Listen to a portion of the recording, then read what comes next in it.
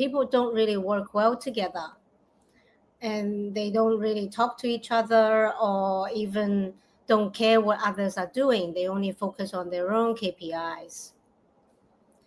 How can we make meaningful work? Because we spend so much time at workplaces, and if we don't like it, or we don't even get along with people that we work with, it's not good for a lot of things. One major thing is your health. Because when you're stressed, your immune system is taking the hit, and many people get sick. You also have to understand that it's not all about you. It's about you playing your role as part of that narrative, but in connecting it to a collective outcome, which is the success of the production. The so-called soft skills are the hardest to master because they demand all of you to be engaged. You really have to do the inner work. It's a shift, I think, in the source of leadership, from manipulating the outer world into being grounded and centered in your inner world. The foundation or the building blocks of culture that we think is how we interact with each other, and how what's the intention that you bring in when you interact with your colleagues. Is it only self-interest, or is it collective? And somebody said, well, what are you doing? He says, I'm laying bricks.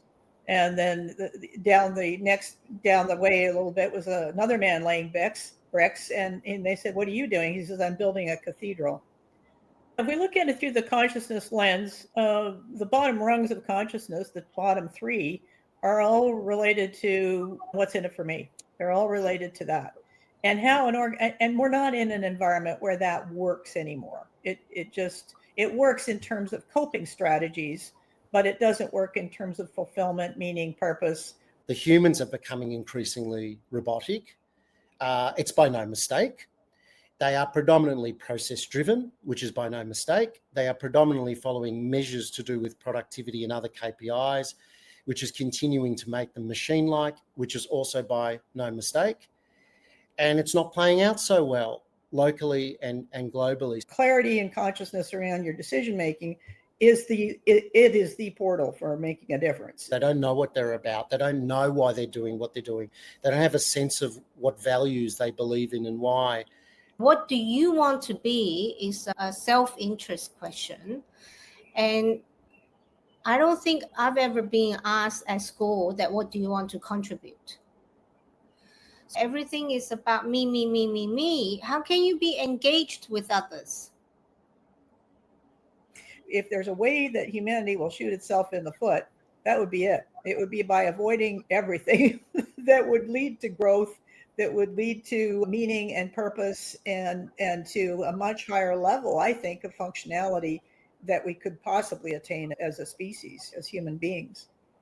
It's less about people and more about profit and money at the expense of people and certainly the environment.